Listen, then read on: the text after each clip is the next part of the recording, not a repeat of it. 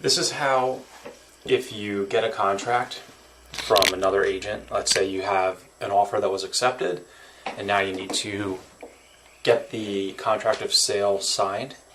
So you made your offer, it got accepted, the listing agent, as per the normal course of business, prepared the contract of sale and sent it to you. And now you need to put it up for your client's signatures. This is the fastest way to do this. There's really two ways. Both will get you to the same conclusion. So I'm going to just jump in and get started. So first thing you're going to do is to go to DocuSign.com.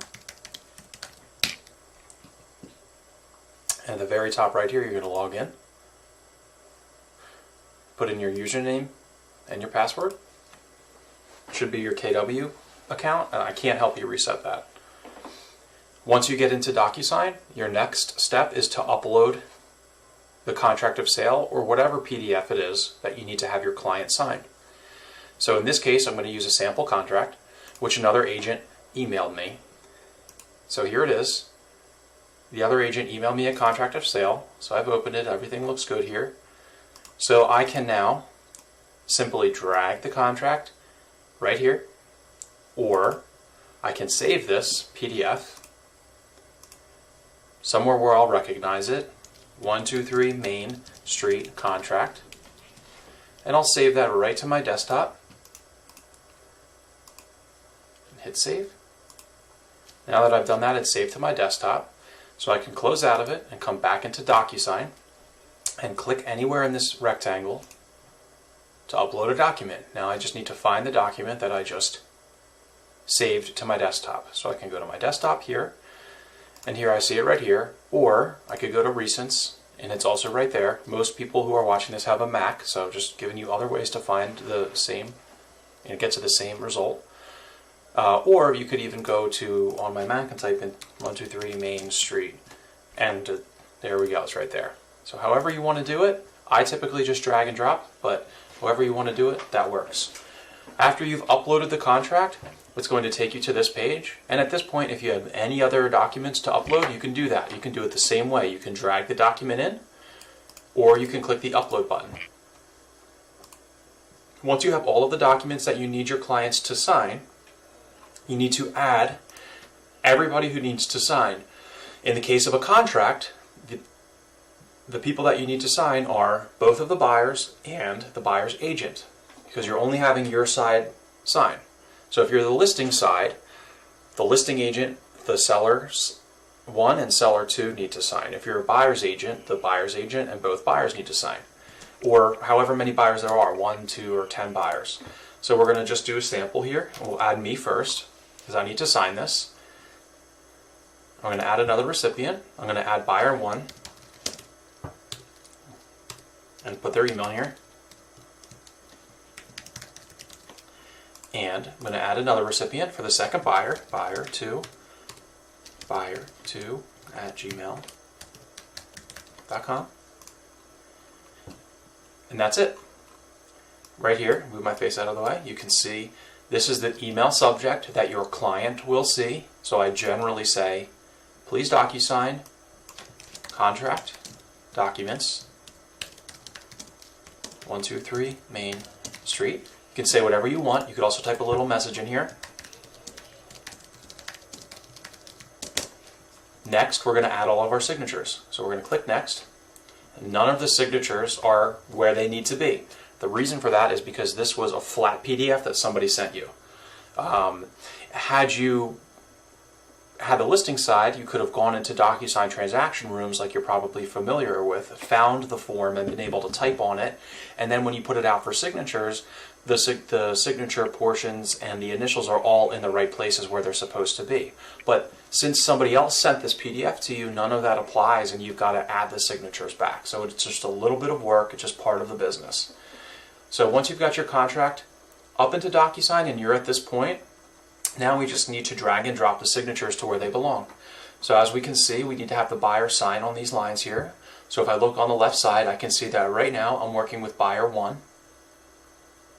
So I can put his signature or her signature on buyer 1, on buyer line. Then the date signed for the date right there, just like that. Now I'm going to switch to the second buyer, so you need to click on the drop down and we can switch to buyer 2. I'm going to put a signature for buyer 2 here. I'm going to shrink this one up a little bit so it fits, and I'm going to put the date signed next to them. The last person that needs to sign the first page is the selling broker. So let me get the selling broker, that's me, the buyer's agent, and I'm going to put my signature there. We're going to scroll down to page 2, and the contract of sale requires initials on every pages except for the first. So now I'm going to go to buyer 1, and I'm going to click on initial. I'm going to put their initial there, and I'm going to shrink it up.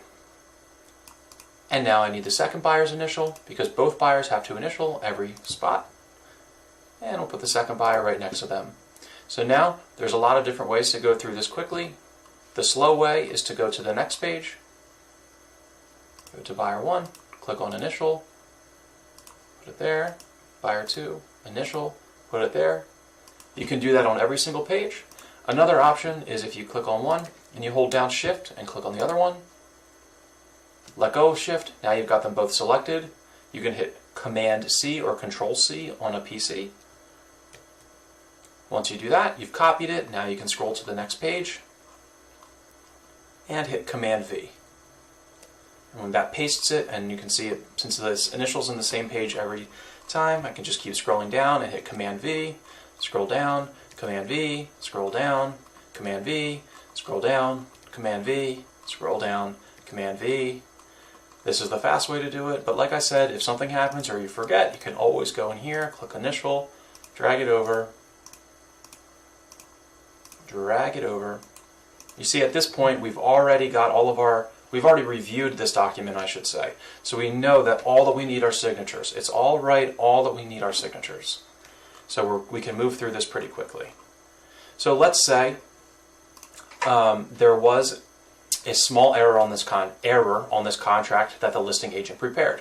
It's not a big deal. Since nobody has signed it yet, you can make changes. So let's say that the listing agent's name, listing agent's firm was here, and it said Keller Williams, or let's say the participating firm, that it's here, right? They have the broker and the agent. Let's say that's your name there, but they forgot to put your license number on there. Maybe they didn't know your license number. You can click on your name under the drop down, go down to text box, click on text box, drag your text box to where you need it, and now you can type in your license number, just like that.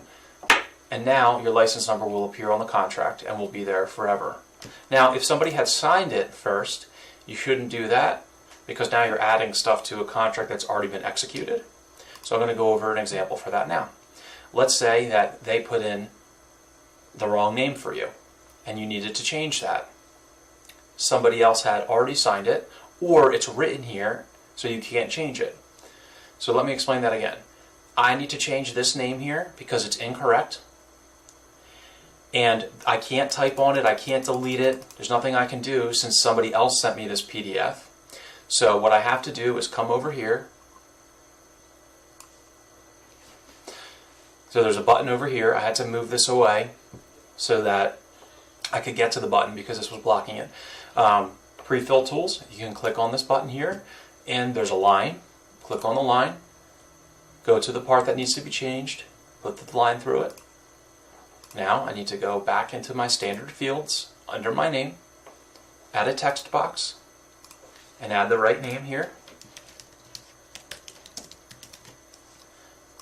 Now that I've made a change with a strike through, the sellers and the buyers must initial this change. So I'll go back in here and I'll put an initial for my buyer next to it. And I'll put an initial for my buyer 2 next to it. And now, when the listing agent gets this, they can put this up for their seller signature, and the seller can initial as well. Now, let's say somebody had sent you a signed contract, or a signed amendment, a signed addendum, a signed change or form, or whatever it is. It's already been signed by either the buyer by themselves, the seller by themselves, or both the buyer and the seller. And you need to make a simple change. The same concept applies. Just put a strike through, make your change, and make sure that the buyers and the sellers both initial the change. Once you get this far, you're pretty much done. You've now put all the signatures everywhere you need. Now, I didn't finish this, but on the last page here, again, we're back to needing signatures just like we did on the first page, so we're just going to drag and drop Signatures where they need to go. Make sure you get an initial on every page, just like it's all down here as well.